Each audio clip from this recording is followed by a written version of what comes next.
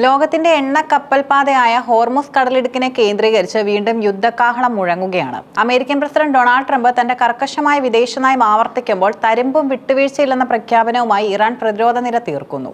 രണ്ടാഴ്ചത്തെ താൽക്കാലിക വെടിനിർത്തൽ അവസാനിക്കാൻ മണിക്കൂറുകൾ മാത്രം ബാക്കി നിൽക്കെ സമാധാനത്തിനായുള്ള അവസാനവട്ട ശ്രമങ്ങൾ പാകിസ്ഥാനിലെ ഇസ്ലാമാബാദിൽ പുരോഗമിക്കുകയാണ്.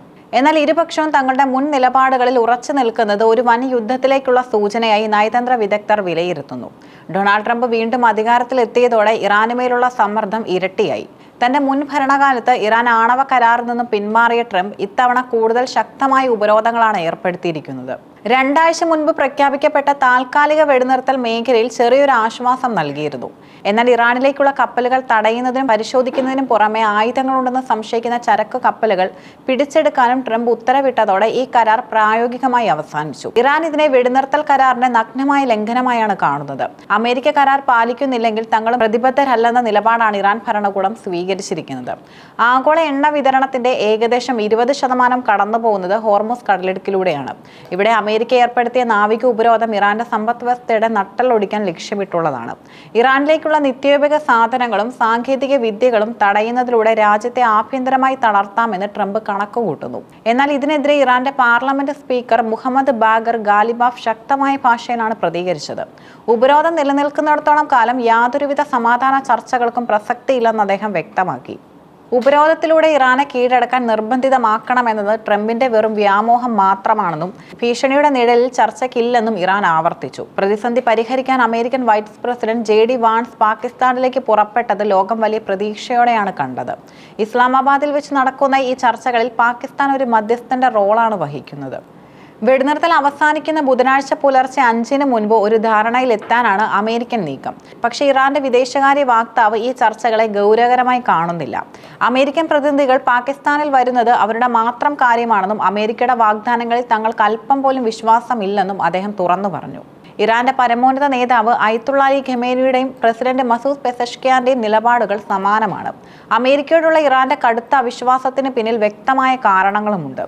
ബറാക് ഒബാമയുടെ കാലത്ത് ലോകശക്തികളുമായി ഇറാൻ ഒപ്പിട്ട ആണവ കരാറിൽ നിന്നും ട്രംപ് ഏകപക്ഷീയമായി പിന്മാറിയത് ഇറാനെ ചതിച്ചതിന് തുല്യമായാണ് അവർ കാണുന്നത്. ട്രംപിന്റെ മുൻ ഭരണകാലത്ത് ഇറാന്റെ സൈനിക കമാൻഡറായിരുന്ന ജനറൽ ഖാസിം സുലൈമാനിയെ വധിച്ചത് ഇരു രാജ്യങ്ങളും തമ്മിലുള്ള ബന്ധം എന്നേക്കുമായി വഷളാക്കി. ട്രംപ് ഭരണകൂടം പൂർണ്ണമായും ഇസ്രയേലിനൊപ്പം ചേർന്ന് ഇറാനെതിരെ സൈനിക നീക്കങ്ങൾ നടത്തുന്നതും ഇറാനെ പ്രകോപിപ്പിക്കുന്നുണ്ട്. തങ്ങൾ വെറും ഒരു പ്രതിരോധത്തിലല്ലെന്ന് വ്യക്തമാക്കാൻ പുതിയ യുദ്ധതന്ത്രങ്ങൾ പ്രയോഗിക്കുമെന്ന് ഇറാൻ മുന്നറിയിപ്പ് നൽകി കഴിഞ്ഞു. പാരമ്പര്യ യുദ്ധരീതികളിൽ നിന്നും മാറി സൈബർ ആക്രമണങ്ങൾ, ഡ്രോൺ സാങ്കേതിക വിദ്യ, കടലിലെ ഗറില്ല പോരാട്ടങ്ങൾ എന്നിവയിൽ ഇറാൻ വലിയ മുന്നേറ്റം നടത്തിയിട്ടുമുണ്ട്.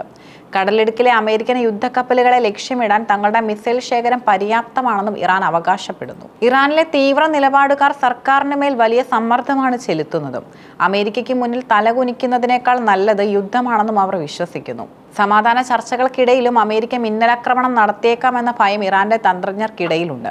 നയതന്ത്ര ചർച്ചകൾ ഒരു വശത്ത് നടക്കുമ്പോൾ ഡൊണാൾഡ് ട്രംപ് തന്റെ നിലപാടുകൾ വ്യക്തമാക്കുന്നത് ട്രൂത്ത് സോഷ്യൽ എന്ന പ്ലാറ്റ്ഫോമിലൂടെയാണ്. മുൻ പ്രസിഡന്റുമാരുടെ ഭീരുത്വം മൂലം ലോകത്തിനുണ്ടായ നഷ്ടങ്ങൾ താൻ പരിഹരിക്കുകയാണെന്നും ഇറാൻ ഉടൻ തന്നെ ഒരു വലിയ കരാറിൽ ഒപ്പിടാൻ നിർബന്ധിതമാകുമെന്നും അദ്ദേഹം കുറിച്ചു.